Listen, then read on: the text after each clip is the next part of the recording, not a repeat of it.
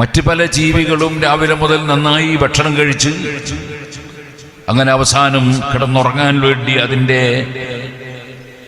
വിശ്രമസ്ഥലത്ത് എത്തിയാൽ അവിടെ മൂത്രമൊഴിച്ച് അവിടെ വിസർജിച്ച് അതിൻ്റെ മേലെ തന്നെ കിടന്ന് ഉറങ്ങുന്നത് നമുക്ക് കാണാൻ സാധിക്കും. മനുഷ്യനൊരിക്കലും അങ്ങനെ ഒരു മ്ലേച്ഛ വസ്തുവിൻ്റെ മേലെ കിടന്നുറങ്ങാനോ മാലിന്യവുമായി ബന്ധപ്പെടാനോ മനുഷ്യൻ താല്പര്യപ്പെടുന്നില്ല. മനുഷ്യനും മൃഗവും ഒരുപോലെ അല്ല. ഇനി നമുക്കറിയാം, മനുഷ്യൻ തല ഉയർത്തി മുഖത്തോട് മുഖം നോക്കി സംസാരിക്കുന്ന ജീവിയാണ്. മറ്റു പല ജീവികളും തല താഴ്ത്തി അങ്ങനെ മുഖത്തോട് മുഖം നോക്കി സംസാരിക്കാൻ കഴിയാത്ത ജീവികളാണ്. മനുഷ്യൻ, ഏത് മനുഷ്യനാണെങ്കിലും രാവിലെ അതുപോലെ ഉറങ്ങാൻ കിടക്കുമ്പോഴൊക്കെ പല്ല് തേക്കുന്നു, പല്ല് വൃത്തിയാക്കുന്നു. അങ്ങനെ ഒരു പല്ല് തേക്കുക എന്ന ഏർപ്പാട് തന്നെ മറ്റ് മൃഗങ്ങൾക്ക്, ജീവികൾക്ക് ഇല്ല. നമ്മൾ ഒരു വസ്തു കഴിക്കുമ്പോൾ അത് കഴുകിയിട്ട് കഴിക്കുന്നു. ഇപ്പൊ ഫ്രൂട്ട്സ് കൊണ്ടുവന്നാൽ അപ്പാട് അങ്ങനെ തന്നെ കടിച്ചു തിന്നതിന് പകരം ആ പേരൊക്കെ ആപ്പിളൊന്ന് കഴുകണം എന്ന് നമുക്കറിയാം.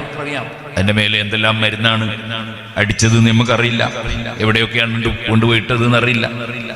അപ്പൊ അതൊന്ന് കഴുകി വൃത്തിയാക്കിയിട്ട് കഴുകാൻ മനുഷ്യൻ തയ്യാറാകും. അങ്ങനെ തുടങ്ങി ഏത് സാധനങ്ങളും കഴുകി വൃത്തിയാക്കുക എന്ന ഒരു കാര്യം മനുഷ്യൻ കീപ്പ് ചെയ്യും.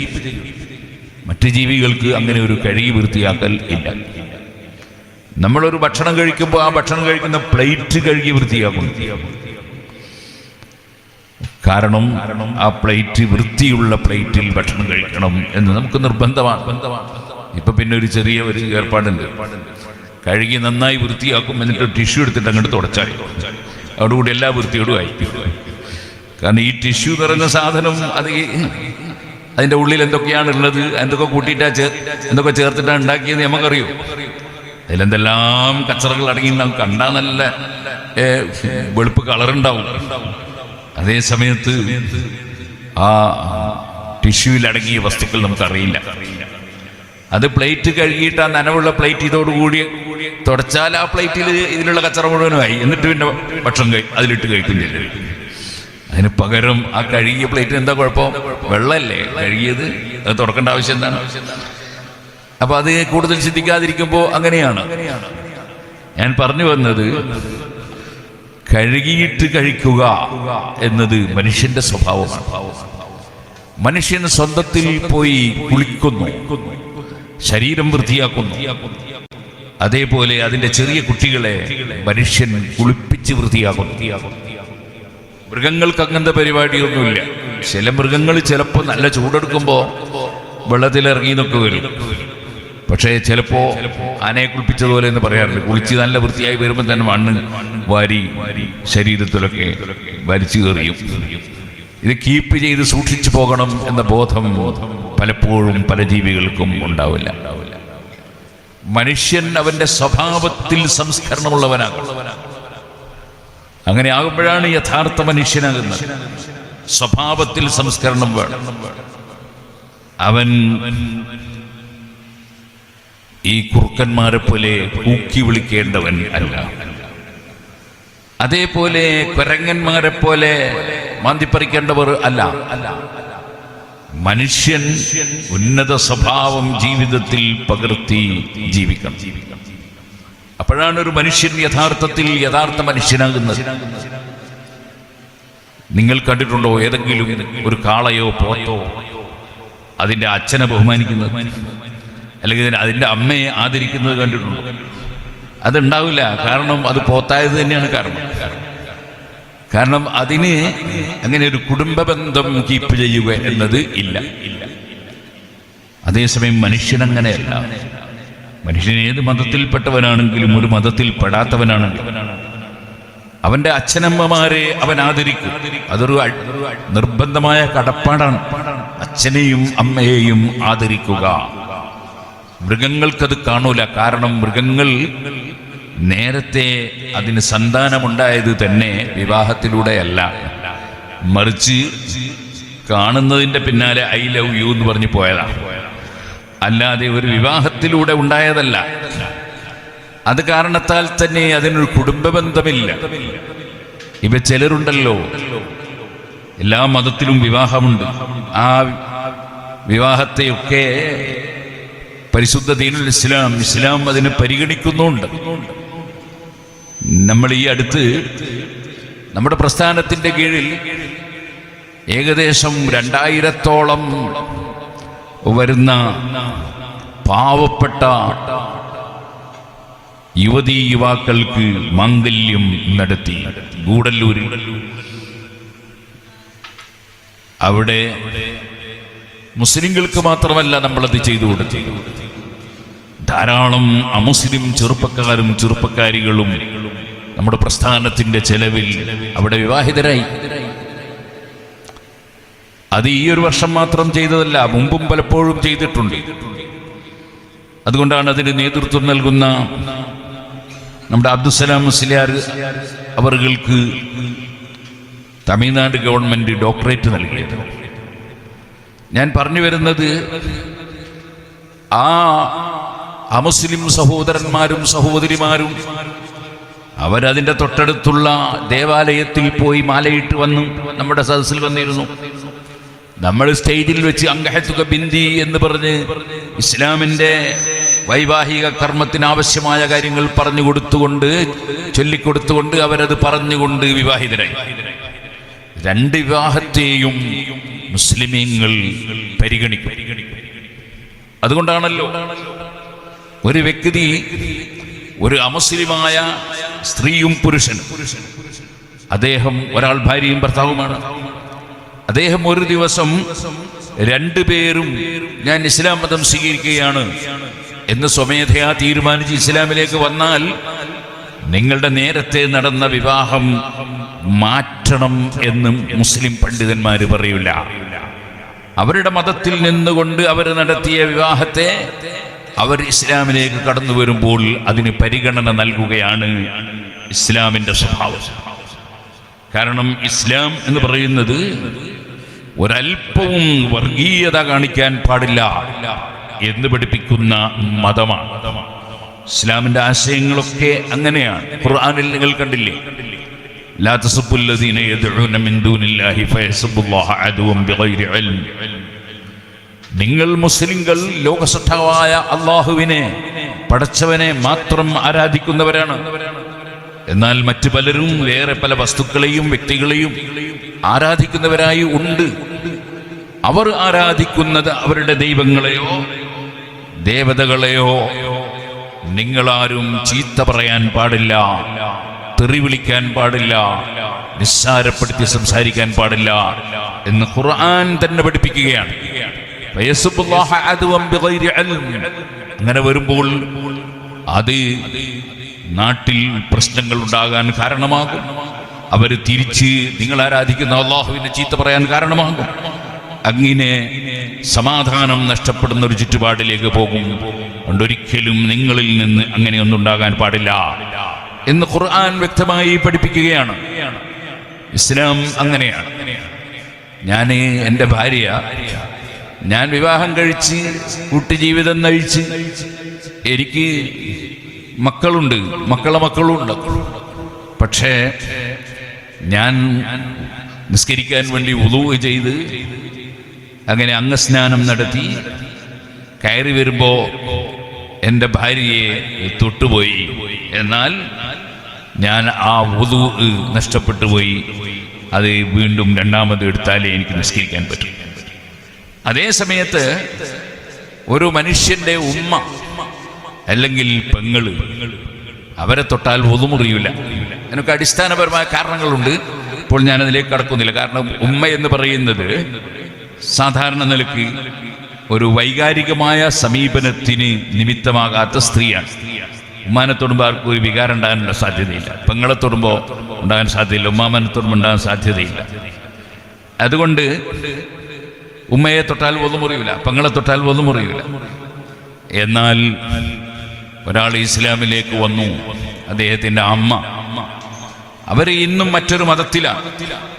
ഒതുവെടുത്ത് കയറി വരുമ്പോ ആ അമ്മയെ തൊട്ടുപോയി, അല്ലെങ്കിൽ മനഃപൂർവ്വം തന്നെ തൊട്ടു, എന്നാ ഒതുമുറിയില്ല, കാരണം അത് അമ്മയാണ്. അത് വേറൊരു മതത്തിലാണ് അവൾ എന്നതുകൊണ്ട് ഈ നിയമത്തിന് മാറ്റമൊന്നുമില്ല. ഇസ്ലാമിൽ വർഗീയതയുടെ ലാഞ്ചന പോലും ഇല്ല. അതാണ് ഇസ്ലാം. മനുഷ്യൻ എന്ന് പറയുന്നത് വളരെ ആഴത്തിൽ ചിന്തിച്ച്, വളരെ ആഴത്തിൽ ആലോചിച്ച് പ്രവർത്തിക്കേണ്ടവനാണ് മനുഷ്യൻ. ഇന്നൽ ഇൻസാന ലഫീ ഖുസർ, നിശ്ചയം മനുഷ്യൻ നഷ്ടത്തിലാണ് എന്ന് മനുഷ്യവർഗത്തെ സംബന്ധിച്ച് അല്ലാഹു തആല പറയാണ്. നഷ്ടത്തിലാകാത്തവർ ഉണ്ട്. അതിനുശേഷം പറയുന്നുണ്ട്, ഇൻഷാ അല്ലാഹ് ഞാൻ അതിലേക്ക് വരും. ഇന്നൽ ഇൻസാന ലഫീ ഖുസർ, ഏത് മനുഷ്യനെ കുറിച്ചാണ് ഇത് പറഞ്ഞത്? ഏറ്റവും ഉന്നത ജീവിയായ മനുഷ്യൻ, ഏറ്റവും ഉന്നതനായി ജീവിക്കേണ്ട മനുഷ്യൻ. അവരുടെ സാഹചര്യങ്ങളെല്ലാം ലോകസട്ടാവായ പടച്ചവൻ കൊടുത്തിട്ടുള്ള മനുഷ്യൻ, അവൻ ആ മനുഷ്യത്വം നിലനിർത്തി, മാനവികത നിലനിർത്തി അവന്റെ ജീവിതം സംസ്കരിക്കേണ്ടതുണ്ട് എന്നതാണ് ഈ ഖുർആനിലെ അധ്യായം പഠിപ്പിക്കുന്ന ഏറ്റവും പ്രധാനമായ വിഷയം. മനുഷ്യൻ, നിങ്ങൾക്കറിയാം, മനുഷ്യന് മറ്റ് ജീവികളെ അപേക്ഷിച്ച് ഉള്ള ഒരു വലിയ പ്രത്യേകതയാണ് സംസാരശേഷി എന്ന് പറയുന്നത്. മറ്റ് ജീവികൾക്ക് അതിൻ്റെതായ ഭാഷയിൽ ചില സംസാരങ്ങൾ ഉണ്ടാകാം, അതില്ലെന്ന് നമ്മൾ പറയുന്നില്ല. പക്ഷേ മനുഷ്യനെ പോലെ ആശയവിനിമയം നടത്തുന്ന ഒരു ഏർപ്പാട് വേറെ ജീവികൾക്ക് ഇല്ല. മനുഷ്യൻ ആശയവിനിമയം വളരെ ഭംഗിയായി പൂർണ്ണമായി നടത്തുന്നു. അതുകൊണ്ടാണ് മനുഷ്യൻ പ്രസംഗിക്കുന്നത്. നമ്മൾ ആരെങ്കിലും എപ്പോഴെങ്കിലും പൂച്ചയുടെ പ്രസംഗം കേൾക്കാൻ പോയിട്ടുണ്ടോ? അല്ലെങ്കിൽ എവിടെയെങ്കിലും പശുക്കൾ ഒരു സമ്മേളനം നടത്തിയതായി കേട്ടിട്ടുണ്ടോ? അങ്ങനെയില്ലല്ലോ. മനുഷ്യൻ അങ്ങനെയല്ല. മനുഷ്യൻ ആശയങ്ങൾ പറഞ്ഞുകൊണ്ടിരിക്കും. ആ മനുഷ്യൻ അവൻ ആശയം കൈമാറാൻ കഴിവുള്ള ഒരു പ്രത്യേക ജീവിയാണ്. ഇതുപോലെ മനുഷ്യന് ആശയം കൈമാറാൻ രണ്ട് വഴിയുണ്ട്, ഏറ്റവും പ്രധാനപ്പെട്ട രണ്ട് വഴികൾ. ഒന്ന് സംസാരമാണ്, മറ്റൊന്ന് എഴുത്താണ്. അതുകൊണ്ടാണ് പരിശുദ്ധ ഖുർആൻ ആദ്യമായി ലോകത്ത് മുഹമ്മദ് നബി സല്ലല്ലാഹു അലൈഹി വസല്ലം ഖുർആനിൽ അവതരിച്ചു കിട്ടിയ ഒന്നാമത്തെ സൂക്തം തന്നെ വായിക്കണം. ബിസ്മി റബ്ബിക്കല്ലദീ ഖലഖ്, നിങ്ങളെ പടച്ച ലോകസൃഷ്ടാവായ പടച്ചവന്റെ പേര് കൊണ്ട് ആരംഭിച്ച് വായിക്കണം. ഇഖ്റ ബിസ്മി റബ്ബിക്കല്ലദീ ഖലഖ്. എന്തെങ്കിലും വായിക്കരുത്, മനുഷ്യനെ സംസ്കരിക്കുന്ന കാര്യങ്ങൾ വായിക്കണം, ദുഷിപ്പിക്കുന്നതല്ല വായിക്കേണ്ടത്. ഇഖ്റ ബിസ്മി റബ്ബിക്കല്ലദീ ഖലഖ് ഖലഖൽ ഇൻസാന മിൻ അലഖ്. മനുഷ്യനെ അല്ലാഹു സൃഷ്ടിച്ചത് വളരെ ലോലമായ വസ്തുവിൽ നിന്നാണ് മനുഷ്യനെ സൃഷ്ടിച്ച് ഈ എല്ലും പല്ലും തോലുമൊക്കെ കൊടുത്തത്. എന്നിട്ട് ആ ഒട്ടിപ്പിടിക്കുന്ന വസ്തുവിൽ നിന്ന് മനുഷ്യനെ സൃഷ്ടിച്ചവനാണ് പടച്ചവൻ. ഖലഖൽ ഇൻസാന മിൻ അലഖ് ഇഖ്റ വറബ്ബുക്കൽ അക്രം അല്ലദീ അല്ലമ ബിൽ ഖലം അല്ലമൽ ഇൻസാന മാ ലം യഅലം. പേന കൊണ്ട് എഴുതാൻ പഠിപ്പിച്ചവനാണ് അല്ലാഹു തആല. എന്താണ് അതിന്റെ പ്രസക്തി? ഇത് നിങ്ങൾക്കറിയില്ലേ? സുബ്ഹാനല്ലാഹ്. നമ്മളൊരു രജിസ്റ്റർ ഓഫീസിൽ പോയാൽ അവിടെ ധാരാളം ഡോക്യുമെന്റ്സുകൾ, ആധാരങ്ങൾ അവിടുത്തെ പുസ്തകത്തിൽ എഴുതി വെച്ചിട്ടുണ്ട്. അതിന്റെ പകർപ്പെടുത്തിട്ടാണ് പലപ്പോഴും ആ ഭൂമി നേരത്തെ ആരുടെ കൈവശമായിരുന്നു, പിന്നീട് അതാർക്കാണ് കൈവശം മാറിയത്. ഈ എഴുത്തിലൂടെയാണ് അത് അന്ത്യനാൾ വരെ നിലനിൽക്കുന്നത്. എഴുത്തില്ലെങ്കിൽ തെളിവുകൾ എവിടെ ഉണ്ടാകും? ഇതുപോലെ 1000-ലധികം കൊല്ലങ്ങൾക്ക് മുമ്പ് ഇവിടെ ജീവിച്ച പണ്ഡിതന്മാർ, 1400ഓളം കൊല്ലങ്ങൾക്ക് മുമ്പ് ഇവിടെ ജീവിച്ച മുഹമ്മദ് നബി സല്ലല്ലാഹു അലൈഹി വസല്ലം, അതുപോലെ അവിടുത്തെ ശിഷ്യന്മാർ, അവരുടെയൊക്കെ ഉപദേശങ്ങളും നിർദ്ദേശങ്ങളും നമ്മിൽ ലഭ്യമാകുന്നത് അതൊക്കെ എഴുതി വെച്ചത് കൊണ്ടാണ്. അവരിന്ന് നമ്മുടെ കൂടെ ജീവിച്ചിരിക്കുന്നത് പോലെ അവരുടെ ആശയങ്ങൾ നമുക്ക് ലഭിക്കുകയാണ്. അത് എഴുത്തിലൂടെ കൈമാറിയിട്ടാണ്. വേറെ ജീവികൾക്ക് ഇങ്ങനെ ഒരു എഴുത്തിന്റെ പരിപാടിയുണ്ടോ? ഇല്ലല്ലോ. മറിച്ച് മനുഷ്യനുള്ള പ്രത്യേകതയാണ്. മനുഷ്യൻ കാത്തിബാണ്, എഴുതുന്നവനാണ്. അങ്ങനെ തുടങ്ങി ഒരുപാട് പ്രത്യേകതകളുള്ള മനുഷ്യൻ. ഇന്നൽ ഇൻസാന ലഫീ ഖുസർ. അവൻ എല്ലാ രംഗത്തും അവന്റെ മനുഷ്യത്വം പ്രകടിപ്പിച്ച് സംസ്കാര സമ്പന്നനായി ജീവിക്കേണ്ടതുണ്ട്. നിങ്ങൾ കേട്ടിട്ടില്ലേ മഹാനായ സയ്യിദ്ന ഖലീലുല്ലാഹി ഇബ്രാഹിം അലൈഹിസ്സലാത്തു വസ്സലാം ആളുകൾക്ക് ഭക്ഷണം കൊടുക്കാൻ വലിയ താല്പര്യമുള്ള ആളാണ്. ഇന്ന് ദുൽഹജ്ജ് നമുക്ക് 12 മക്കയിൽ 13.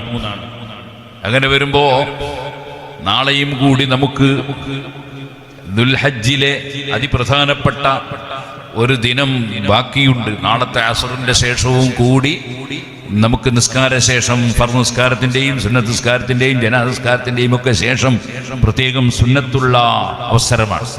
തക്ബീർ ചൊല്ലൽ സുന്നത്താണ്. എന്നാൽ ഈ തക്ബീർ ചൊല്ലുന്നതിൻ്റെയും അതുപോലെ ലോകത്ത് ലക്ഷക്കണക്കിന് ആടുകളെയും ഒട്ടകങ്ങളെയും മറ്റ് മൃഗങ്ങളെയും ഒക്കെ അറുത്ത് അതിൻ്റെ മാംസം ജനങ്ങൾക്ക് വിതരണം ചെയ്യുന്നു, ഭക്ഷ്യവസ്തു വിതരണം ചെയ്യുന്നു. അതിൻ്റെ അടിസ്ഥാന കാരണം നിങ്ങൾക്കറിയില്ലേ? മഹാനായ ഖലീലുല്ലാഹി ഇബ്രാഹിം അലൈഹിസ്സലാത്തു വസ്സലാം മാനവർക്ക് ലോകസട്ടാവായ പടച്ചവനൊരു വലിയ പരീക്ഷണം നൽകി. ആ പരീക്ഷണം എന്താണ്? അത് ഇബ്രാഹിം നബി അലൈഹി ഇസ്ലാമിന്റെ മഹത്വം അന്ത്യനാൾ വരെയുള്ള ആളുകളെ ബോധ്യപ്പെടുത്താൻ വേണ്ടിയാണ്. അല്ലാതെ പടച്ചവന് പരീക്ഷിച്ചിട്ട് കാര്യം അറിയേണ്ട ആവശ്യമൊന്നുമില്ല. അല്ലാഹുവിന് എല്ലാ കാര്യവും മുൻകൂട്ടി അറിയാം. പക്ഷേ ആ പരീക്ഷണത്തിൽ ഇബ്രാഹിം നബി അലൈഹിസ്സലാമിന്റെ സമീപനം എന്ന് സമൂഹത്തെ ബോധ്യപ്പെടുത്തി ഇബ്രാഹിം നബിയുടെ മഹത്വം ജനങ്ങളെ ബോധ്യപ്പെടുത്താൻ അല്ലാഹു തീരുമാനിച്ചു. അങ്ങനെ സ്വന്തം മകനെ, പ്രായകാലത്ത് ആകെ ജനിച്ചു കിട്ടിയ ഒരു മകനെ അറുക്കണം എന്ന നിർദ്ദേശം വന്നു. ഇബ്രാഹിം നബി അലൈഹി ഇസ്ലാം മകനോട് കാര്യം ചോദിച്ചു. മകൻ 100% അതിന് സന്നദ്ധത പ്രകടിപ്പിച്ചു. അങ്ങനെ അറുക്കാൻ വേണ്ടി കൊണ്ടുപോയി. അറുക്കാൻ നോക്കുന്ന സമയത്ത് അല്ലാഹു തആല അനുവദിച്ചില്ല. കാരണം മനുഷ്യനെ അറുക്കാൻ അല്ലാഹു സുബ്ഹാനഹു വ തആല ഉദ്ദേശിക്കുന്നില്ല. അതുപോലെ മനുഷ്യനെ അറുക്കാൻ പാടില്ല. അതുകൊണ്ട് അവിടെ അറുക്കുന്നതിന് പകരം ആട്ടിനെ ഇറക്കിക്കൊടുത്ത് ആട്ടിനറുത്താൽ മതി എന്ന് പറഞ്ഞു. അങ്ങനെ ആ ആട്ടിനെ അറുത്തതിന്റെ ഒരു സ്മരണയായി, മഹാനായ ഇബ്രാഹിം നബി അലൈഹി സ്വലാത്തു വസ്സലാമിന്റെ ത്യാഗത്തിന്റെ സ്മരണയായി ഇബ്രാഹിം നബി അലൈഹി സ്വലാത്തു വസ്സലാമിന് എല്ലാ കാലത്തും ഒരു സ്മരണ നിലനിൽക്കണം. അതിനുവേണ്ടി ദുൽഹജ്ജ് 10, 11, 12, 13 തീയതികളിൽ എല്ലാ സ്ഥലങ്ങളിലും ഭക്ഷണം അഥവാ മാംസം ഫ്രീ ആയിട്ട് വിതരണം ചെയ്യുന്നു. അതാണ് ഉദ്ഹിയ്യത്ത് എന്ന് പറയുന്നത്. ഓ സുഹൃത്തുക്കളെ, എന്താണ് ആ ഇബ്രാഹിം നബി അലൈഹി ഇസ്ലാമിന്റെ സ്വഭാവം? ഭക്ഷണം കൊടുക്കുക എന്നതിൽ വല്ലാത്ത താല്പര്യമാണ്. അതൊരു നല്ല സ്വഭാവമാണ്. അയ്യുൽ ഇസ്ലാമി ഖൈർ, ഇസ്ലാമിൽ ഏറ്റവും നല്ല കാര്യം ഏതാണ് ചോദിച്ചപ്പോൾ നബി സല്ലല്ലാഹു അലൈഹി വസല്ലം തങ്ങൾ പറഞ്ഞു, അതേ തുത്ഇമു ത്വആം, ഭക്ഷണം കൊടുക്കലാണ് എന്ന് പറഞ്ഞു. ഭക്ഷണം കൊടുക്കൽ അതിമഹത്തായ ഒരു പുണ്യകർമ്മമാണ്. അതേ യുത്ഇമൂന ത്വആമ അലാ ഹുബ്ബിഹി മിസ്കീനൻ വയതീമൻ വഅസീറാ, പാവപ്പെട്ടവർക്കും അതുപോലെ ജയിലിലടക്കപ്പെട്ടവർക്കും അതുപോലെ അനാഥകൾക്കുമൊക്കെ ഭക്ഷണം കൊടുക്കുന്നവരുടെ മഹത്വം ഖുർആൻ പല സ്ഥലങ്ങളിലും എടുത്തു പറയുന്നുണ്ട്. ഭക്ഷണം കൊടുക്കുക, ആർക്കും ഭക്ഷണം കൊടുക്കുക എന്നാണ്. ഇബ്രാഹിം നബി അലൈഹി സ്വലാം ഭക്ഷണം വിതരണം ചെയ്യുമ്പോൾ ഒരു മജൂസി അഥവാ തീനെ ആരാധിക്കുന്ന ഒരു മനുഷ്യൻ അദ്ദേഹം ഭക്ഷണത്തിന് ആവശ്യപ്പെട്ടു. ഇബ്രാഹിം നബി അലൈഹി സ്വലാം പറഞ്ഞു, നിനക്ക് ഞാൻ ഭക്ഷണം തരില്ല. നീ ഭക്ഷണം സൃഷ്ടിച്ച പടച്ചവനെ ആരാധിക്കാത്ത വേറൊരു വിശ്വാസക്കാരനാണ്, നിനക്ക് ഭക്ഷണം തരില്ല. അദ്ദേഹത്തെ തിരിച്ചയച്ചു. അപ്പൊ ലോകസൃഷ്ടാവായ പടച്ചവൻ ഇബ്രാഹിം നബി അലൈഹി സ്വലാമിനെ വിളിച്ചു. ഇബ്രാഹിമെ, നീ എന്തിനാണ് അദ്ദേഹത്തെ തിരിച്ചയച്ചത്? ഇബ്രാഹിം നബി അലൈഹി സ്വലാം പറഞ്ഞു, നിന്നെ ആരാധിക്കുന്നില്ല, അതുകൊണ്ടാണ്. അപ്പൊ ഇബ്രാഹിം നബി അലൈഹി സ്വലാമിനോട് പടച്ചവൻ ചോദിക്കുന്നു, അദ്ദേഹത്തിന് വയസ്സെത്രയായി? 10, 70, 60 എത്രയെങ്കിലും വലിയ വയസ്സുണ്ട് അദ്ദേഹത്തിന്. ഇക്കാലം അത്രയും ഞാൻ അദ്ദേഹത്തിന് ഭക്ഷണം കൊടുത്തിട്ടുണ്ട്. എല്ലാവർക്കും ഭക്ഷണം കൊടുക്കുന്നവൻ ഞാനാണ്. അതിനിടയിൽ മധ്യവർത്തികളായി പലരും ഉണ്ടെന്നേ ഉള്ളൂ, യഥാർത്ഥത്തിൽ കൊടുക്കുന്നവൻ ഞാനാണ്. ഞാൻ ഉദ്ദേശിച്ചതല്ലാതെ ഉദ്ദേശിക്കുന്നതല്ലാതെ ആർക്കും ഉദ്ദേശിക്കാൻ കഴിയില്ല. ഞാൻ കൊടുക്കുന്ന കഴിവുണ്ടല്ലാതെ ആർക്കും ഒന്നും പ്രവർത്തിക്കാൻ കഴിയില്ല. ഞാൻ കൊടുക്കുന്നതനുസരിച്ചല്ലാതെ ഒന്നും ആർക്കും കിട്ടുകയില്ല. അതുകൊണ്ട് തന്നെ ഞാൻ അദ്ദേഹത്തിന് ഭക്ഷണം കൊടുക്കുന്നുണ്ട്. എനിക്കറിയാം അദ്ദേഹം എന്നെ ആരാധിക്കുന്നില്ല. എന്നിട്ടും ഞാൻ ഇത്രയും കാലം അദ്ദേഹത്തിന് ഭക്ഷണം കൊടുത്തല്ലോ. ഒരു നേരത്തെ ഭക്ഷണം നിങ്ങളോട് ചോദിക്കുമ്പോ എന്നെ ആരാധിക്കുന്നില്ല എന്ന കാരണം പറഞ്ഞ് നിങ്ങൾ തിരിച്ചയച്ചത് എന്തിനാണ്? ഇബ്രാഹിം നബി അലൈഹിസ്സലാത്തു വസ്സലാം പുനർവിചിന്തനം നടത്തുന്നു. ആ വ്യക്തിയെ തിരിച്ചു വിളിച്ച് ഭക്ഷണം കൊടുക്കുന്നു. അദ്ദേഹം ചോദിക്കുന്നു, ഇബ്രാഹിമേ, നിങ്ങളല്ലേ നേരത്തെ നിങ്ങൾ ആരാധിക്കുന്ന ലോകസട്ടാവായ പടച്ചവനെ ആരാധിക്കാത്തത് കൊണ്ട് എനിക്ക് ഭക്ഷണം തരൂല എന്ന് പറഞ്ഞ് തിരിച്ചയച്ച ആളല്ലേ നിങ്ങൾ? ഇബ്രാഹിം നബി അലൈഹിസ്സലാം പറയുന്നു, അത് ശരിയാണ്. പക്ഷേ ലോകസട്ടാവായ പടച്ചവന്റെ പ്രതിനിധിയാണ്, അവന്റെ പ്രവാചകനാണ്, അവൻ പറഞ്ഞയച്ച ആളാണ്, അവന്റെ ദൂതരാണ് ഞാൻ. എന്നെ അവൻ വിളിച്ചു ഉപദേശിച്ചിരിക്കുന്നു. ഭക്ഷണം കൊടുക്കുന്ന സ്ഥലത്ത് മതം നോക്കേണ്ടതില്ല, വിശ്വാസം നോക്കേണ്ടതില്ല. അതുകൊണ്ട് ഭക്ഷണം കൊടുക്കുമ്പോൾ നിങ്ങൾ എന്തിന് അദ്ദേഹത്തിന് ഭക്ഷണം തടയണം? എന്നെ ആരാധിക്കാതെ ഞാൻ ഭക്ഷണം കൊടുക്കുന്നുണ്ടല്ലോ. ഇത് കേട്ടപ്പോഴാണ് ആ മനുഷ്യൻ ചിന്തിക്കുന്നത്, ലോകസത്താവായ പടച്ചവൻ എന്തൊരു കാരുണ്യമുള്ളവനാണ്. ഞാൻ ഇന്നുവരെ അവന് സാഷ്ടാംഗം നടത്തിയിട്ടില്ല. ഞാനിതുവരെ സാഷ്ടാംഗം നടത്തിയ തീയിനാണ്. തീ എന്ന് പറയുന്ന സാധനം സുബ്ഹാനല്ലാഹ്, ഒന്നറിയാതെ കൈ തൊട്ടുപോയാൽ പൊള്ളിക്കുന്ന സാധനമാണത്. അങ്ങനത്തെ ഭീകര സ്വഭാവമുള്ള തീ, അതിനെയാണ് ഞാൻ ഇന്നേ വരെ ആരാധിച്ചത്. ഇത്രയും കാരുണ്യമുള്ള പടച്ചവനെ ആരാധിച്ചിട്ടില്ല. ആ സമയം മുതൽ അദ്ദേഹവും ഇബ്രാഹിം നബി അലൈഹിസ്സലാമിന്റെ ആശയം അംഗീകരിച്ച് പടച്ചവനെ മാത്രം ആരാധിക്കുന്നു. സുഹൃത്തുക്കളെ, മനുഷ്യൻ അങ്ങനെയാണ്. മനുഷ്യൻ വർഗീയത ഉണ്ടാകാൻ പാടില്ല. അതേ പരസ്പരം അകന്നു പോകാൻ പാടില്ല. എല്ലാ മനുഷ്യരും സൗഹാർദ്ദത്തിൽ ജീവിക്കണം, സഹകരണത്തോടെ ജീവിക്കണം. അതാണ് മനുഷ്യന് ലോകസട്ടാവ് നൽകുന്ന പാഠം. നിങ്ങൾ നോക്കൂ, ഒരു മെഡിക്കൽ കോളേജിൽ ചെന്നാൽ അവിടെ ഒരു രോഗിക്ക് ഓപ്പറേഷൻ ചെയ്യുന്ന സമയത്ത് രക്തം വേണമെന്ന് പറയുമ്പോൾ ഏതെങ്കിലും ഒരു ഡോക്ടർ, ഇന്ന മതക്കാരനാണ് നീ, അതുകൊണ്ട് നിന്റെ മതത്തിൽപ്പെട്ടവന്റെ രക്തം വേണമെന്ന് പറയാറുണ്ടോ? ഒരിക്കലും പറയില്ല. ആ രോഗിയുടെ രക്തത്തിന്റെ ഗ്രൂപ്പ് ഏതാണോ ആ ഗ്രൂപ്പ് വേണമെന്നല്ലാതെ അവന്റെ മതമേതാണ്, സംഘടന ഏതാണ്, അത് നോക്കിയിട്ട് രക്തമെടുക്കണമെന്ന് പറയാറില്ല. കാരണം മനുഷ്യൻ പരസ്പരം രക്തം കൊടുത്തുകൊണ്ട് സഹായിക്കേണ്ടി വന്നാൽ അവിടെ പോലും മതത്തിൻ്റെ അതിർവരമ്പുകളില്ലാതെ പരസ്പരം സഹകരിക്കേണ്ടവനാണ് എന്ന തത്വമാണ് ലോകസൃഷ്ടാവായ അല്ലാഹു സൃഷ്ടിപ്പിൽ തന്നെ വെച്ചിട്ടുള്ളത്. നമുക്കറിയാമല്ലോ, അങ്ങകലെ സുബ്ഹാനല്ലാഹ് ഹോർമുസ് കടലിടുക്കിൽ കപ്പലുകൾ കൃത്യമായി പോകാനുള്ള സംവിധാനം നിന്നുപോയപ്പോൾ നമ്മുടെ പല ഹോട്ടലുകളും അടയ്ക്കേണ്ടി വന്നില്ലേ? കാരണം എന്താണ്? എല്ലാ മനുഷ്യരും, ഏത് ലോകത്ത് ജീവിക്കുന്ന മനുഷ്യരും പരസ്പരം സഹകരിച്ച് ജീവിക്കണം എന്ന തത്വമാണ് ലോകസൃഷ്ടാവായ പടച്ചവൻ പഠിപ്പിച്ചത്.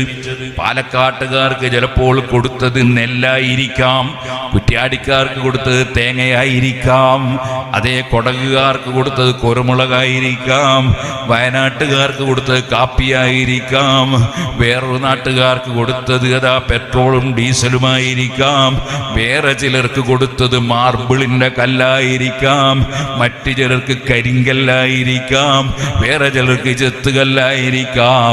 എല്ലാവരുടെയും സഹകരണവും എല്ലാവരും ഒരുമിച്ചുമുള്ളൊരു ജീവിതം നയിക്കുമ്പോഴാണ് മനുഷ്യന് ഇവിടെ പരിപൂർണമായ സമാധാനത്തിലും സന്തോഷത്തിലും ജീവിക്കാൻ കഴിയുന്നത്. നമുക്കതറിയാമല്ലോ സുഹൃത്തുക്കളെ. ഇന്ന് നമ്മൾ കഴിച്ച ഫ്രൂട്ട്സുകൾ നമ്മളെ വീട്ടിലുണ്ടാക്കിയ ഫ്രൂട്ട്സ് അല്ല, പലതും പല നാടുകളിലും കൃഷി ചെയ്തുണ്ടാക്കിയതാണ്. അങ്ങനെ നമ്മൾ കഴിക്കുന്ന ഭക്ഷണത്തിൽ പോലും എല്ലാ മനുഷ്യരുടെയും അധ്വാനങ്ങളും സഹകരണങ്ങളുമുണ്ട്. അവിടെയൊന്നും മതപരമായ വിവേചനങ്ങളില്ല. മനുഷ്യനെന്ന ഒറ്റ കാഴ്ചപ്പാടാണ്. ആ മനുഷ്യൻ ഏറ്റവും ഉന്നതമായ സ്വഭാവത്തിലും സംസ്കരണത്തിലും സംസ്കാരത്തിലും ജീവിക്കേണ്ടവനാണ്. ആ മനുഷ്യനെ കുറിച്ചാണ് ഖുർആൻ പറയുന്നത്, ഇന്നൽ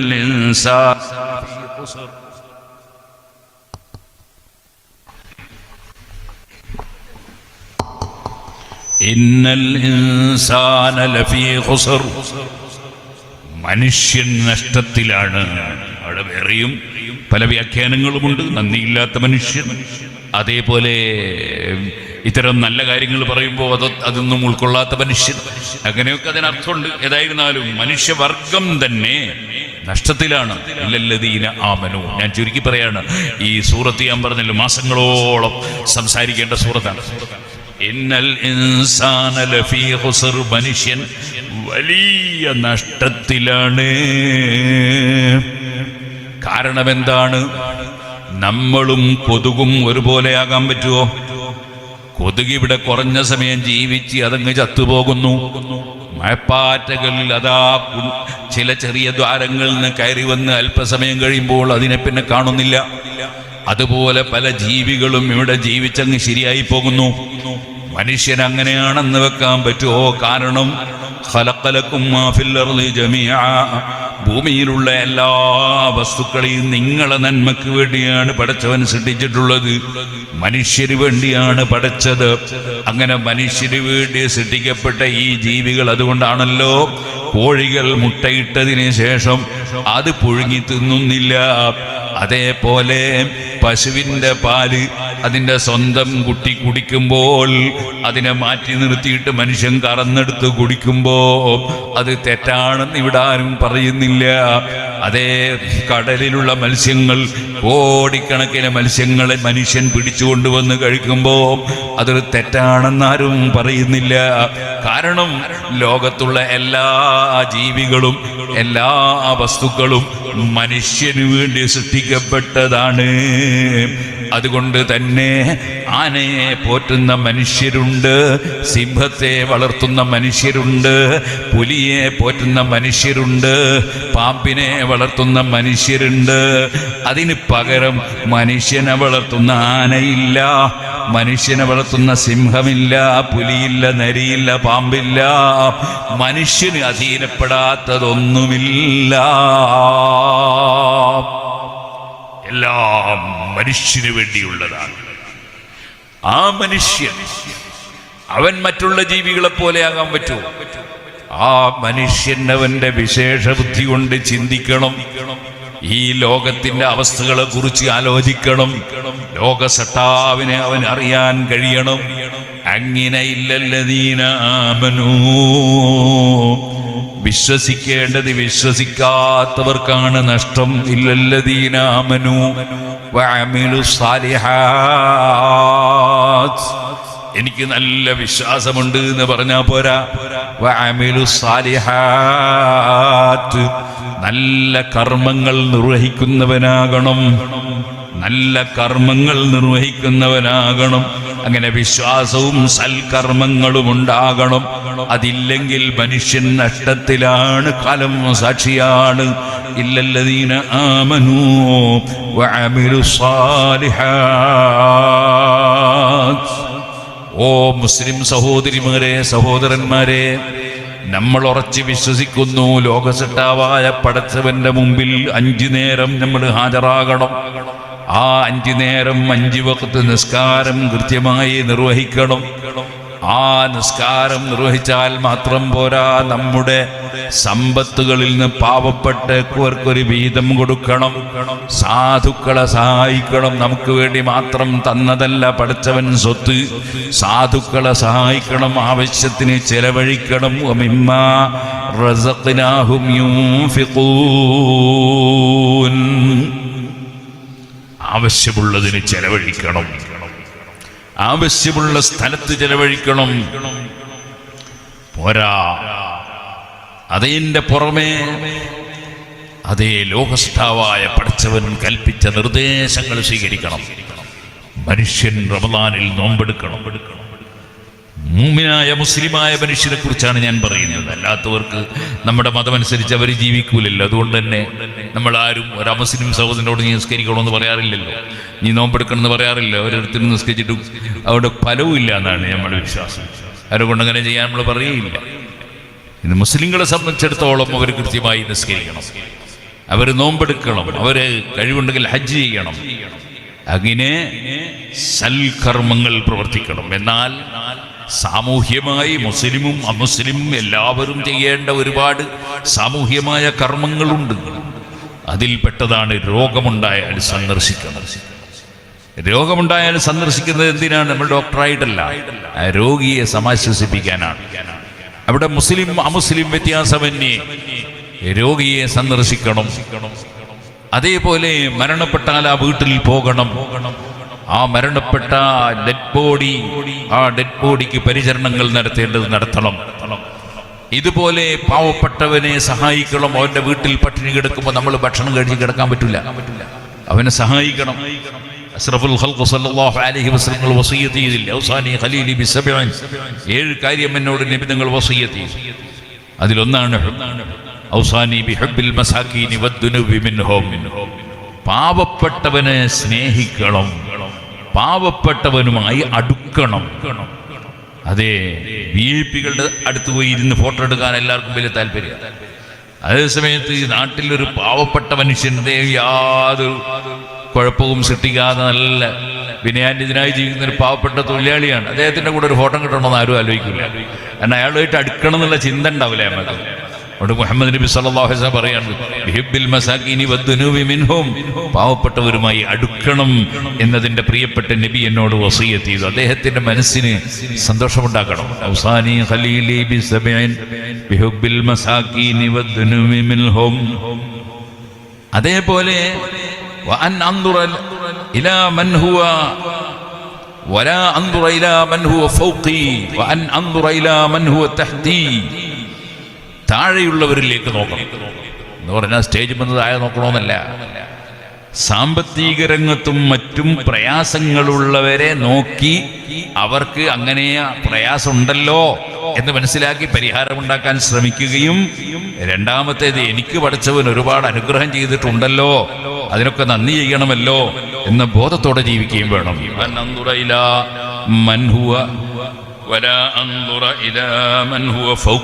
മേലെയുള്ളവരിലേക്ക് നോക്കരുത്, താഴെയുള്ളവരിലേക്ക് നോക്കണം.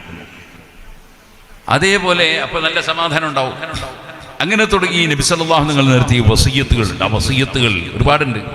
അത് നമ്മൾ ജീവിതത്തിൽ പകർത്തണം.